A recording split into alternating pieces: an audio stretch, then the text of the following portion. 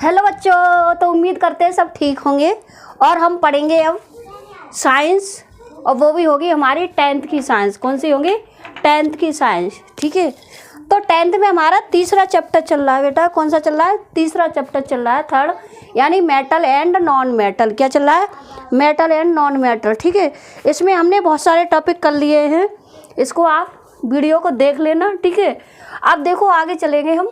अगला टॉपिक है हमारा, पहले हम इलेक्ट्रॉन विन्यास देखने से पहले हम थोड़ा एटॉमिक, यानी जो एटॉमिक नंबर होता है उसके बारे में जान लेते हैं। ठीक है, तुमने देखा होगा कि नाइन्थ में तुमने पढ़ा होगा बोरबरी का नियम। ठीक है, बोरबरी के नियम से अनुसार ने बोरबरी एक वैज्ञानिक थे, उन्होंने क्या किया कि ये एक एटम बनाया, परमाणु बनाया।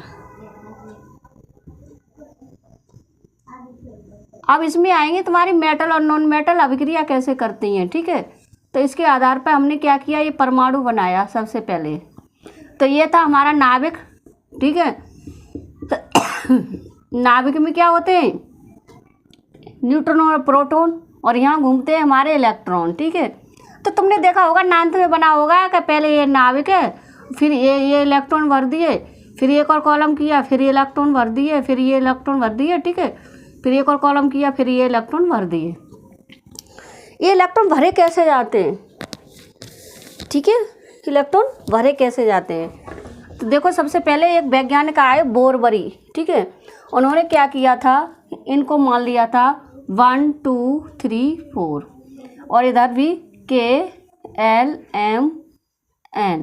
ठीक है, ये मान लिए थे उन्होंने अपना नियम दिया था 2n²। क्या दिया था? 2n²। 2 इंटू जे एन के मान है 1 2 3 4। ठीक है, ये क्या है? ये एन के मान है। किसके मान है? एन के मान है। ठीक है, थोड़ा रफली थोड़ा सा समझ लेते हैं, क्योंकि हम इलेक्ट्रॉन तोड़ेंगे फिर तुम सोचोगे अरे ये कैसे कर दिया मैडम ने। ठीक है, अब देखो इसमें क्या है कि एक हमने एन बराबर पहले सेल के लिए, किसके लिए? के सेल के लिए। यहाँ लिख लो के सेल के लिए, के लिए, किसके लिए? के लिए। ठीक है, के लिए क्या है? एन बराबर 2n²। पहले हम लगाएंगे 2n, तो एन बराबर के का क्या मान होगा? 1 होगा। ये क्या होगा? 1। ठीक है, इधर के और इधर क्या है? ये 1 है, तो 1 होगा। तो 2 इंटू 1 का स्क्वायर करेंगे तो कितना आ जाएगा? 2। पहले इलेक्ट्रॉन कितने तोड़ेंगे हम? 2 में। फिर क्या लेंगे हम? दूसरा लेंगे एल के लिए, एल के लिए। ठीक है, तो एल के लिए लेंगे तो इसमें क्या है, जैसे हमने एल के लिए लिया तो इसमें पहले लिखेंगे 2n, 2 का स्क्वायर कर देंगे, फिर n की जगह क्या रख देंगे? 2 रख देंगे। ठीक है, तो ये हो जाएगा 2 इंटू 4 इक्वल टू 8, यानी पहले हम 2 में इलेक्ट्रॉन तोड़ेंगे फिर 8 में तोड़ेंगे। उसके बाद लेते हैं हम m के लिए, m के लिए। ठीक है, m के लिए हम क्या रख देंगे? m के लिए रख देंगे हम 2 इंटू n का मान अब 3 रखेंगे। ठीक है, यही तो है हम, तो ये हो गया 3, तो n का मान हम 3 का स्क्वायर करोगे। ठीक है, तो 2, तो कितना हो जाएगा? 2 इंटू 9 इक्वल टू 18। यानी अब इतने इलेक्ट्रॉन हमारे पास हैं तो हम उनको तोड़ सकते हैं, और नहीं है तो जितनी संख्या कम होती है हम उसी हिसाब से इसको तोड़ देते हैं। अब देखो, इसको रब करने के बाद हम तुम्हें समझाते हैं, तुम्हें समझ आ गया होगा। अब देखो, जैसे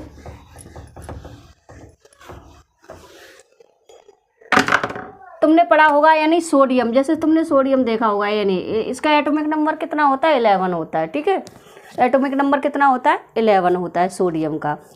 अब देखो, इसमें सबसे पहले होता क्या है सोडियम में, कि देखो जैसे हमने इसको तोड़ा तो पहले हम रूल के हिसाब से चलेंगे, पहले 2 इलेक्ट्रॉन फिर 8 इलेक्ट्रॉन, यही तो था उसमें, पहले 2 फिर 8 बोरबरी के नियम के अनुसार। फिर बचा कितना? हमारा 1 बचा, तो हमने यहाँ रख दिया। ठीक है, अब ये क्या करता है कि अपना एक इलेक्ट्रॉन किसी को दे देता है। ठीक है, आउटर मोस्ट शेल से जो इलेक्ट्रॉन निकलता है वो ये क्या करता है, अपना एक इलेक्ट्रॉन किसी को दे देता है। जब एक इलेक्ट्रॉन किसी को दे देता है तो इसके पास फिर रह जाते हैं 2 इंटू 8। ठीक है, और ये बना क्या लेता है? ये बना लेता है Na+। ये क्या हो गया? Sodium ion. क्या बना लेता है? Sodium ion. सोडियम आयन, और ये क्या है हमारा? खाली सोडियम। ये क्या है? सोडियम। ठीक है। तो ये क्या बना लेता है, सोडियम आयन बना लेता है, और ये क्या है, हमारा सोडियम है। तो इस प्रकार क्या है, प्रत्येक तत्व यानी प्रत्येक तत्व अपने बाह्यतम कोश में इलेक्ट्रॉन लेकर या इलेक्ट्रॉन देकर, ठीक है, इलेक्ट्रॉन लेकर या इलेक्ट्रॉन देकर बाह्यतम कोश में 8 इलेक्ट्रॉन कंप्लीट करने की कोशिश करता है।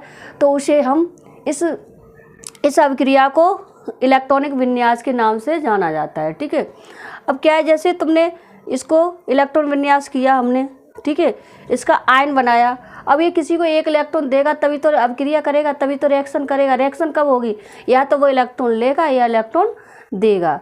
और ठीक है, शांति से जैसे कुछ गैसें उत्कर्ष यानी उत्कृष्ट गैसें होती हैं, वो क्या करती हैं, इनर्ट गैसें होती हैं, वो क्या करती हैं, इलेक्ट्रॉन नहीं देती हैं, ना लेती हैं, तो वो किसी से अभिक्रिया नहीं करती हैं, ठीक है। तो इस प्रकार से हम जहाँ पर लिखेंगे इलेक्ट्रॉनिक विन्यास, हेडिंग डालेंगे तत्वों का इलेक्ट्रॉनिक विन्यास, ठीक है। तो ये आता है तुम्हारे पेपर में ज़्यादातर। तो अब हमारा टॉपिक शुरू होता है, और हमारा टॉपिक का नाम है तत्वों का इलेक्ट्रॉनिक विन्यास। तत्वों का, हेड डालो, अब तत्वों का इलेक्ट्रॉनिक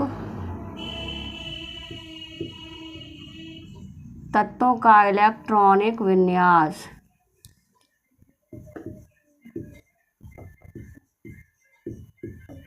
तत्वों का इलेक्ट्रॉनिक विन्यास क्या है, ये तत्वों का इलेक्ट्रॉनिक विन्यास, ठीक है। ये हेड डालेंगे हम। अब धातु अधातु आपस में कैसे अभिक्रिया करते हैं, ठीक है, तो इसके बारे में हम थोड़ा जानेंगे, ठीक है। जैसे अब तुम्हारा आ जाता है कि NaCl का इलेक्ट्रॉनिक विन्यास के द्वारा संरचना बनाइए, ठीक है। क्या है ये, NaCl की इलेक्ट्रॉनिक बिंदु के द्वारा संरचना बनाइए, ठीक है। तो लिख लो, इसमें क्वेश्चन लिख लो पहले, NaCl की इलेक्ट्रॉनिक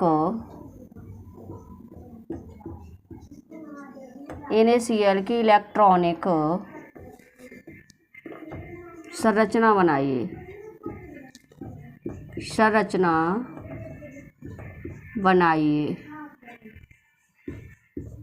ठीक है, ऐसे आता है।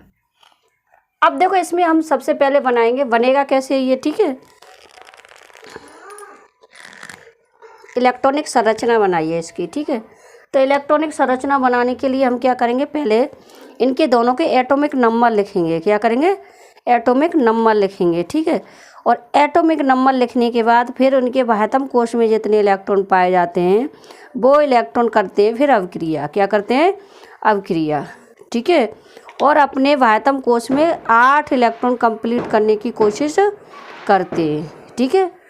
तो क्या है, जैसे तुमने देखा है ना, बाह्यतम कोश में 8 इलेक्ट्रॉन कंप्लीट करने की कोशिश करेंगे। जैसे तुमने देखा कि Na का कितना होता है, Na का होता है 11, और Cl का कितना होता है 17। तो इसे तोड़ेंगे तो ये 2 8 और 1 में टूट जाएगा, और इसे तोड़ेंगे तो ये कितने में टूटेगा, 2 यानी 2 8 और 7। अब ये एक इलेक्ट्रॉन अपना इसको दे देगा, ठीक है। जब ये एक इलेक्ट्रॉन अपना इसको देगा तो इसके बाह्यतम कोश में भी 8 इलेक्ट्रॉन हो जाएंगे, और इसके बाह्यतम कोश में भी 8 इलेक्ट्रॉन हो जाएंगे, ठीक है। तो इस तरह से ये एक दूसरे को इलेक्ट्रॉन देते हैं। तो ये संरचना बनेगी कैसे, अब देखो इस संरचना को, इस संरचना को देखो। अब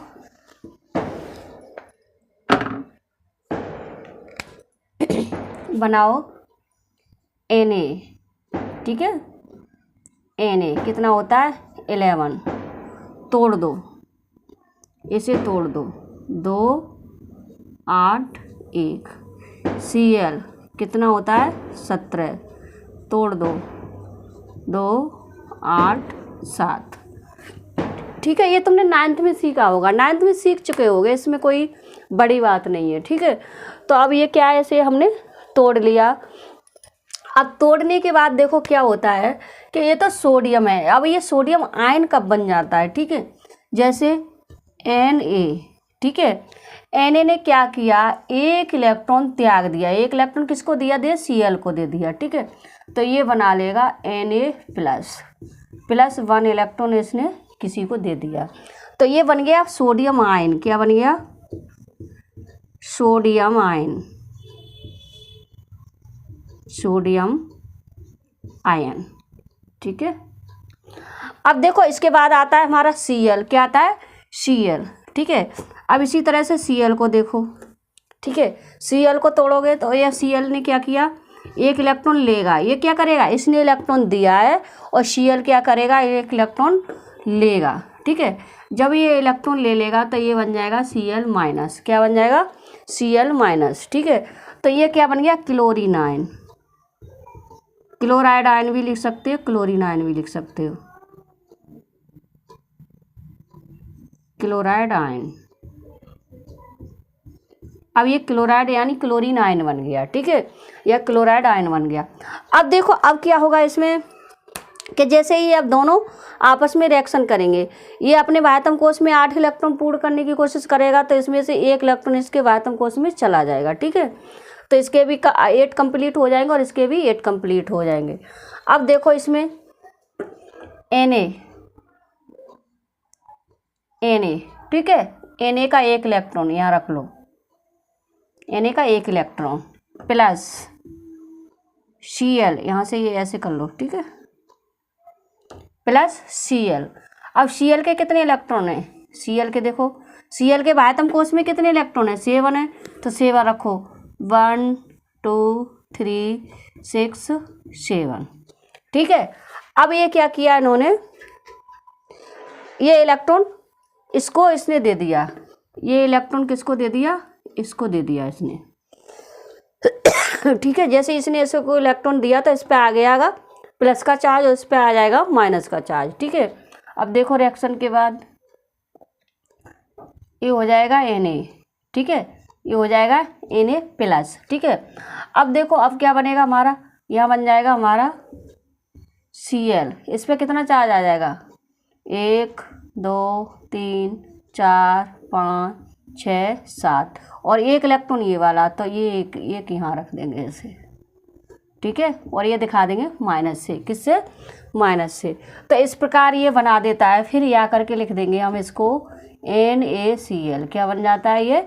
NaCl। इस प्रकार आपस में ये जुड़ते हैं। ठीक है, क्या करता है? Na एक इलेक्ट्रॉन Cl को देता है, Cl इसका इलेक्ट्रॉन लेके फिर इसके साथ जुड़ जाता है, फिर ये बना लेता है साल्ट यानी NaCl यानी नमक। ठीक है, ये इसकी अभिक्रिया होती है। तो इस प्रकार तुम्हें ये अभिक्रिया समझ आई होगी। दूसरी देखो, अब दूसरी देखो,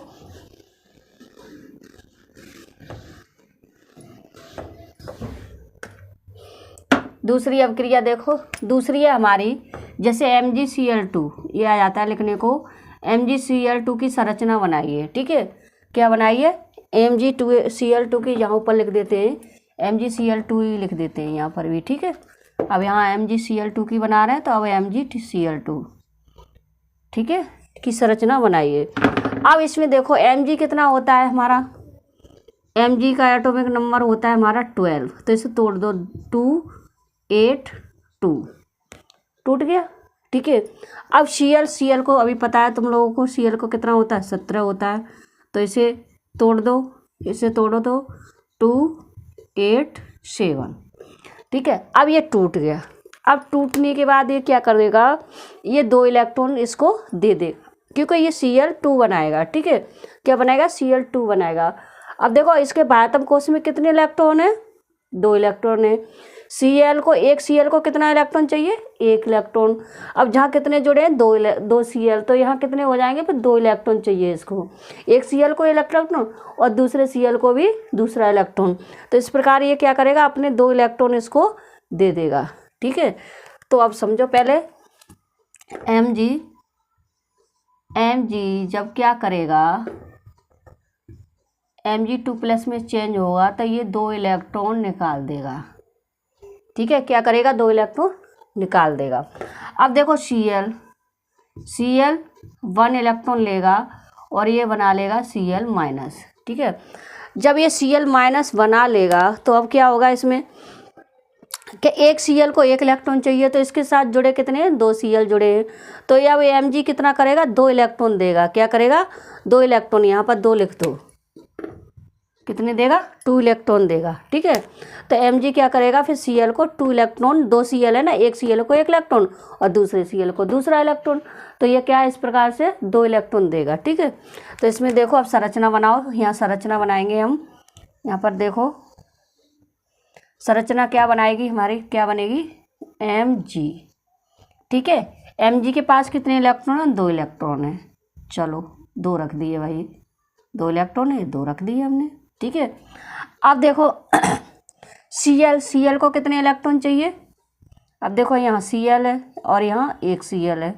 ठीक है, Cl के आत्म कोश में कितने इलेक्ट्रॉन होते हैं, 7। कितने होते हैं, 7 होते हैं।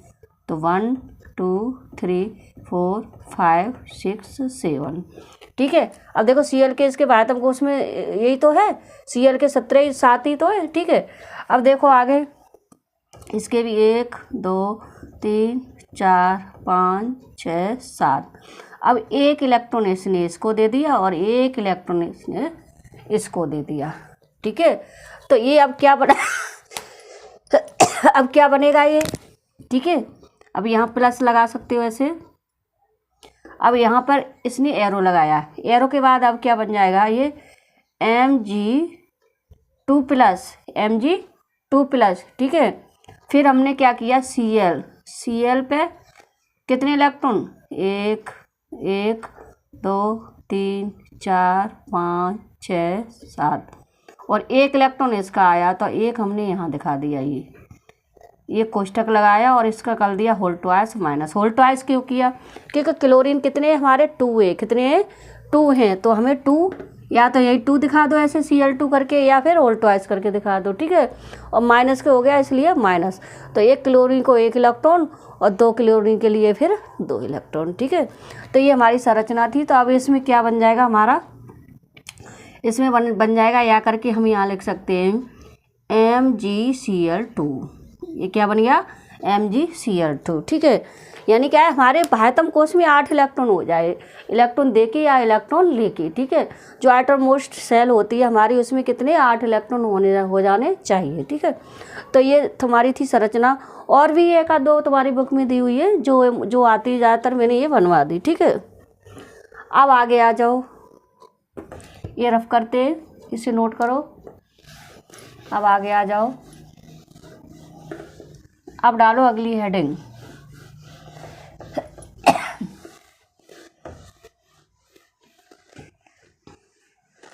अगली हेडिंग डालो, धातुओं की प्राप्ति। प्रकृति में धातुएं किस किस अवस्था में पाई जाती हैं, यानी प्रकृति में क्या होती है, धातुएं किस किस अवस्था में पाई जाती हैं। ठीक है, तो अगली हेडिंग डालो, धातुओं की प्राप्ति।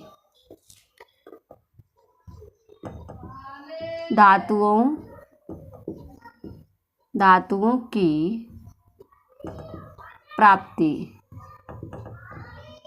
ठीक है, यानी धातुएं किस किस अवस्था में पाई जाती हैं, धातुएं किस किस अवस्था में पाई जाती हैं। अब प्रकृति में धातुएं 2 अवस्था में पाई जाती हैं। ठीक है, प्रकृति में धातुएं क्या होती है, 2 अवस्थाओं में पाई जाती हैं। एक होती है कि मुक्त अवस्था और दूसरी होती है संयुक्त अवस्था। मुक्त का अर्थ वो होता है जो फ्री होती हैं, किसी से अभिक्रिया नहीं करती हैं ज़्यादातर, यानी वो फ्री होती हैं, जो मुक्त अवस्था में पाई जाती हैं। और संयुक्त वो होती है जो किसी के साथ जुड़ी होकर पाई जाती है, किसी के साथ पाई जाती है। ठीक है, तो लिख लो पहले प्रकृति में, यहाँ से लिखो,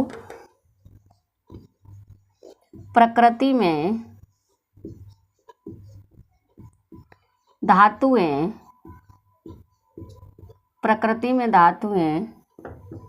2 रूपों में पाई जाती हैं, 2 रूपों में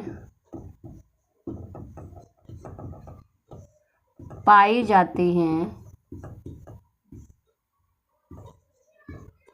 प्रकृति में धातुएं 2 रूपों में पाई जाती हैं।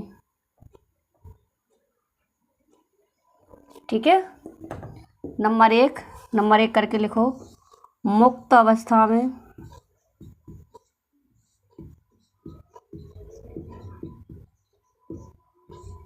मुक्त अवस्था में,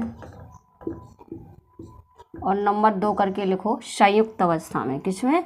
संयुक्त, जो किसी के साथ जुड़ी होती हैं।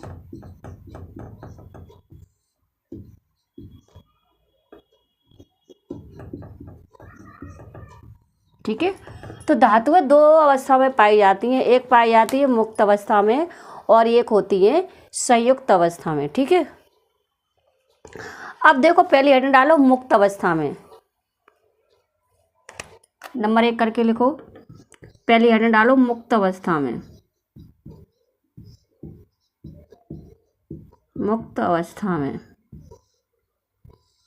ठीक है, वे धातुएं जो मुक्त अवस्था में पाई जाती हैं, ठीक है, वो कौन कौन सी होती है? तो मुक्त अवस्था की धातुएं लिख लो, जो प्रकृति में किसी के साथ नहीं पाई जाती हैं, उसे कहते हैं, लिख लो, वे धातुएं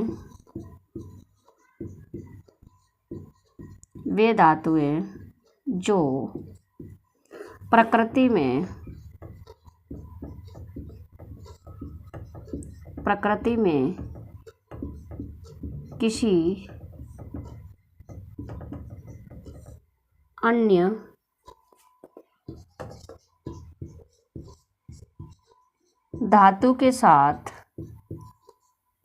अन्य धातु के साथ नहीं पाई जाती हैं।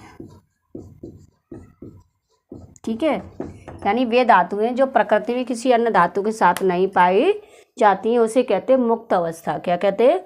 मुक्त अवस्था। तो एग्जाम्पल में लिख लो, एग्जाम्पल लिख लो, हमारा एग्जाम्पल है सोना। सोना मतलब तुम्हारा गोल्ड। ठीक है, इसे बोलते AU, कोष्टक में AU सिंबल लिख दो। ठीक है, दूसरा लिख दो चांदी। चांदी जिसे बोलते सिल्वर, क्या बोलते हैं? सिल्वर, जिसे AG लिख दो। क्या लिख दो? AG लिख दो। तीसरा है तुम्हारा प्लेटिनम।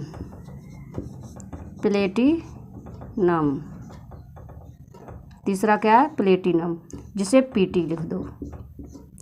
तो ये 3 धातुएं जो तुम्हारी प्रकृति में फ्री अवस्था में यानी मुक्त अवस्था में पाई जाती है, फ्री स्टेज में पाई जाती है। ठीक है, जैसे क्वेश्चन आ जाता है, ये 3 धातु दे देगा, ऑब्जेक्ट में बनाएगा और कहेगा इनमें से बताओ कौन सी धातु मुक्त अवस्था में है। ठीक है, तो A दे देगा, AG दे देगा, PT दे देगा, इसके साथ किसी और को जोड़ देगा, एक ऑब्जेक्ट में तीनों दे देगा, एक ऑब्जेक्ट में और किसी को जोड़ देगा, ऐसे करके वो 3 ऑब्जेक्टिव बना देगा। तो हमारे याद रखनी है, हमारी ये 3 धातुएं सोना, चांदी, प्लेटिनम, ये फ्री अवस्था में पाई जाती है। किस में पाई जाती है? मुक्त अवस्था में पाई जाती है। ठीक है, अब अगली हेडिंग डालो संयुक्त अवस्था। दूसरा नंबर लिखो संयुक्त अवस्था।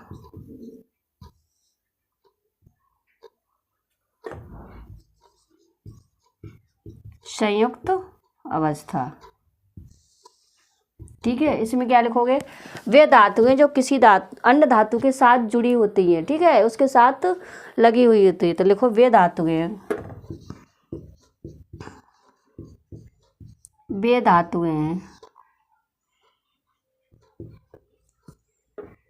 जो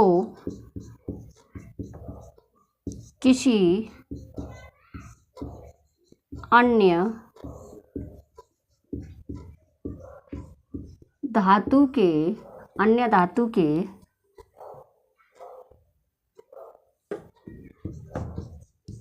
धातु के साथ पाई जाती हैं,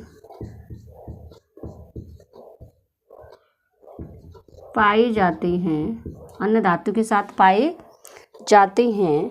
ठीक है, तो वो से संयुक्त, तो उसे कहते हैं संयुक्त अवस्था में। किसमें? संयुक्त अवस्था में। ठीक है, तो एग्जाम्पल में लिख लो, एग्जाम्पल लिख लो। ठीक है, अन्य धातु के साथ जुड़ी हुई होती है। कैसी होती है? उसके साथ में जुड़ी हुई होती है। तो एग्जाम्पल में लिख लो, एग्जाम्पल लिखो सोडियम। सोडियम को किससे दिखाते हैं? Na से। ठीक है, लिख दो। उसके बाद पोटेशियम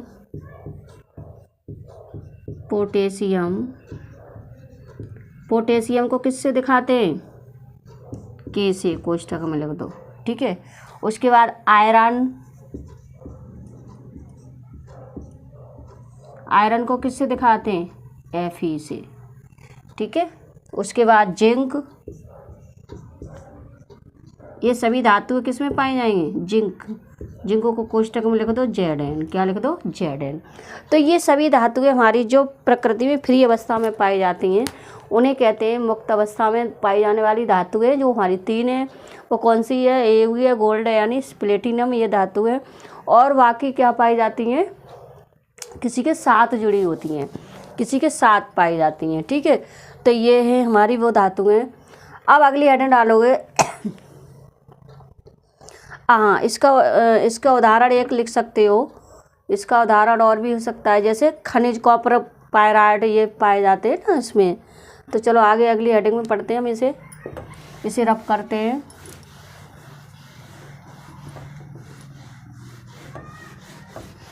इसे रफ करते हैं।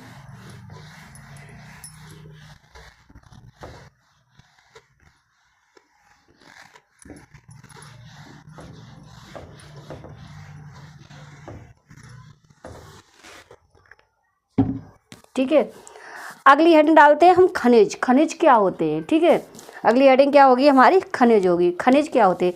खनिज वे होते हैं जो प्रकृति में, ठीक है, खनिज वो होते हैं जो प्रकृति में यानी ऐसी अवस्था में पाए जाते हैं जिसमें मिट्टी भी मिला होता है, रेत भी होता है, कंकड़ भी होता है, पत्थर भी होता है और किसी अन्य धातु के साथ भी जुड़े होते हैं, तो उसे हम कहते हैं खनिज। ठीक है, तो पहली हेडिंग डालो खनिज।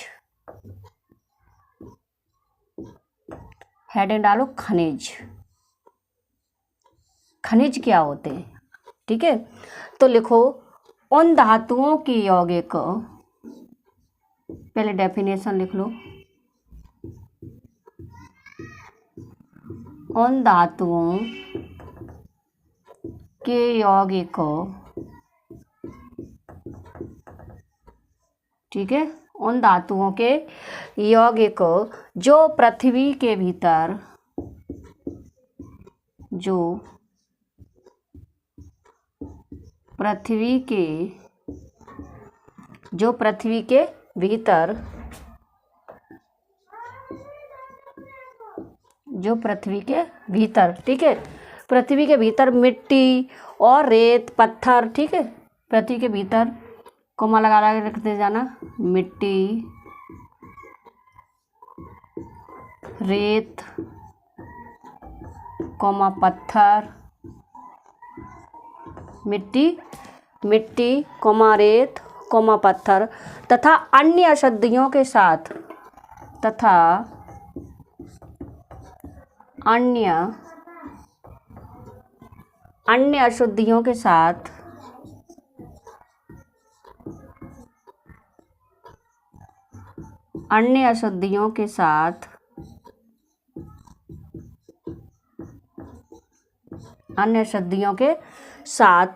पाए जाते हैं, या अन्य अशुद्धियों के साथ, अन्य अशुद्धियों के रूप में, अन्य अशुद्धियों के रूप में कर लो, रूप में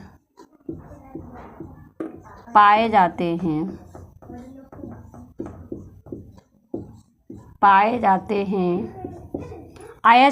खनिज कहलाते, सॉरी क्या कहलाते? खनिज कहलाते, खनिज कहलाते हैं।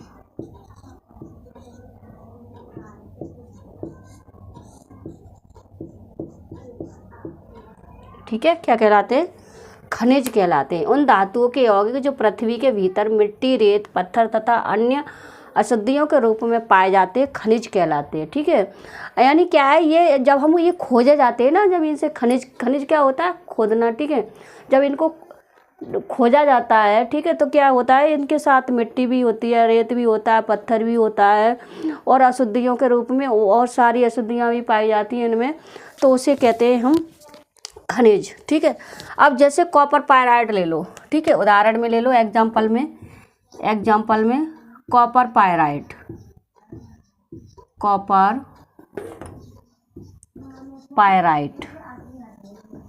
ये हमने ले लिया एग्जाम्पल में। ठीक है, तो इसमें देखो क्या क्या होता है, Cu होता है, Fe होता है, H2 होता है, ये इतनी इसका फॉर्मूला ये होता है। ठीक है। अब इसमें देखो ये क्या है, एक हमारा खनिज है, क्या है ये खनिज है। अब इसमें क्या क्या पाया जा रहा है, देखो कॉपर पायराइड क्या है, ये हमारा एक खनिज है। इसमें लिखो ये हमारा एक खनिज है। क्या है, खनिज है, ये हमारा एक खनिज है, ठीक है। अब इसमें क्या क्या है, इसमें देखो Cu है, Fe है, अन्य धातु भी है, ठीक है, मिली हुई हैं।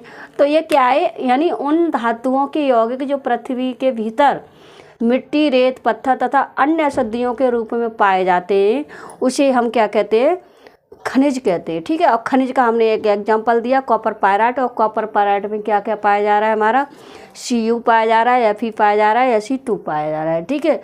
तो ये क्या हो गया, हमारा खनिज हो गया। अब देखो अयस्क, अब अगली हेडिंग डालो, अयस्क क्या होते हैं। शॉर्ट वीडियो, बहुत अच्छे वीडियो, ठीक है, और टॉपिक भी और डेफिनेशन भी अच्छी आसान शब्दों में, ताकि तुम्हें याद हो सकें, ठीक है। अगली हेडिंग डालो, अयस्क। अयस्क, अब अयस्क क्या होते हैं, अयस्क क्या होते हैं, जैसे खनिज हमने प्राप्त किए, तो खनिज में कुछ धातुएं अधिक मात्रा में पाई जाती हैं, ठीक है। कुछ धातुएं क्या होती हैं, अधिक मात्रा में पाई जाती हैं, तो उन धातुओं को हम आसान विधि द्वारा अलग कर लेते हैं। क्या कर लेते हैं, अलग कर लेते हैं, तो उसे कहते हैं हम अयस्क। क्या कहते हैं, अयस्क, ठीक है। तो लिखो, पहले डेफिनेशन लिख लो, कुछ खनिजों में, ठीक है, कुछ खनिजों में धातु की मात्रा, कुछ खनिजों में धातु की मात्रा अधिक होती है। कैसी होती है, अधिक, पर्याप्त होती है, पर्याप्त भी लिख सकते हो, अधिक होती है, धातु की मात्रा कैसी होती है, अधिक होती है, ठीक है। जिनमें धातुएं, जिनसे, ठीक है, अब अधिक तो हो गई, अब जिनसे क्या करेंगे हम, कैसे अलग करेंगे, तो अगला आगे लिख लो, और जिनसे अधिक होती है, जिनसे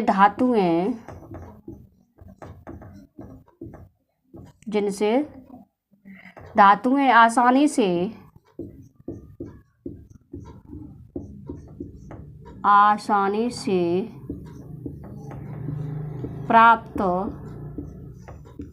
से प्राप्त की जा सकती हैं,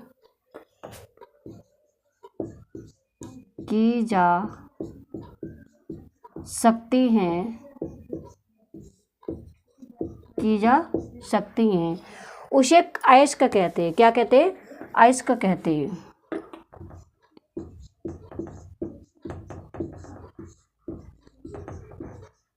जिसे अयस्क कहते हैं,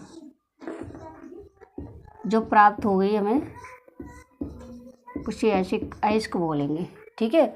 अब देखो अयस्क किस किस के अयस्क हैं, जो धातु हम आसानी से प्राप्त कर ले, किसमें, जैसे हमने धातु ली कोई, ठीक है, अब वो धातु क्या है, प्रकृति में पाई तो गई, लेकिन कुछ अधिक मात्रा में पाई गई, किसमें पाई गई, अधिक मात्रा में पाई गई, ठीक है। तो उस अधिक मात्रा को हम क्या करेंगे, अब इससे अलग कर लेंगे धातु को, क्या कर लेंगे, धातु को अलग कर लेंगे, तो उसे कहते हैं हम अयस्क। अब अयस्क कौन कौन से होते हैं, देखो अयस्क हेडिंग डाल लो, अयस्क, पहले कॉपर का अयस्क, यहाँ लिखो, पहले कॉपर ही लिख दो, कॉपर कोष्टक में लिख दो Cu, कॉपर का अयस्क। कॉपर का अयस्क क्या होता है, ठीक है, कॉपर का अयस्क होता है कॉपर पायराइट। क्या होता है, कॉपर पायराइट, अब ये ऑब्जेक्ट में भी क्वेश्चन आ जाता है ऐसे, तो कॉपर का अयस्क बताइए कौन सा है, तो तुम्हें टिक लगाना होगा, ठीक है। तो क्या होगा, कॉपर पायराइट। अब इसका फॉर्मूला भी तुम्हें लर्न होना चाहिए। फॉर्मूला होता है CuFeS2,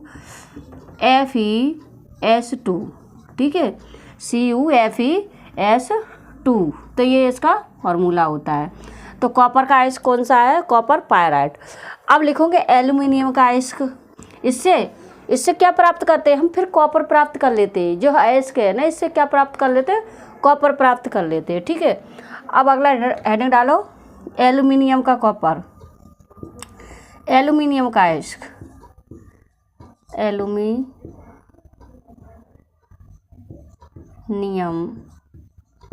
एल्यूमिनियम यानी Al, क्या Al, एल्यूमिनियम का अयस्क। इसका अयस्क कौन सा होता है, इसका होता है बॉक्साइड। क्या होता है, बॉक्साइड, तुमने पढ़ा भी होगा, बॉक्साइड,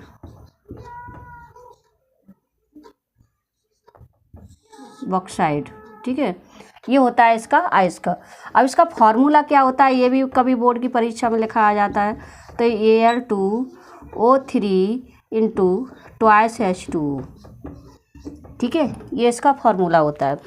अब क्या है, जैसे अयस्क आएंगे तो ये ज़्यादातर ये पूछता है कॉपर का अयस्क क्या, कॉपर के अयस्क का नाम बताइए, या फिर एल्यूमिनियम का अयस्क क्या है, एल्यूमिनियम का अयस्क का नाम बताइए, ठीक है।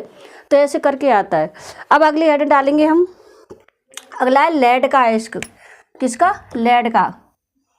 एक हमारा एक वो हो गया, दूसरा ये हो गया जो तुम्हारे सिलेबस में उसी के बता दे रहे। तीसरा है लेड का, लेड का अयस्क, ठीक है। अब ये लेड का अयस्क कौन सा होता है, ठीक है, लेड को बोलते हैं Pb, क्या बोलते हैं Pb, हम Pb भी लिख सकते हो, ठीक है। अब लेड का अयस्क कौन सा होता है, लेड का अयस्क होता है हमारा गैलेना, क्या होता है, गैलेना। अब इसका फॉर्मूला लिख दो, फॉर्मूला क्या है हमारा, PbS, फॉर्मूला क्या होता है, PbS, ठीक है। तो ये हमारे अयस्क थे, ये वेरी इंपॉर्टेंट है, ये यहाँ से कितना है, ये वेरी इंपॉर्टेंट है, ये यहाँ से कोई भी एक अयस्क आ जाएगा, ठीक है। कि एल्यूमिनियम का अयस्क बताइए क्या होगा, बॉक्साइड, लेड का अयस्क बताइए क्या होगा, गैलेना, ठीक है। तो ये सभी अयस्क हैं। तो इस प्रकार ये तुम्हारा ये टॉपिक कंप्लीट हुआ, ठीक है। अगला टॉपिक हम लेके आएंगे फिर।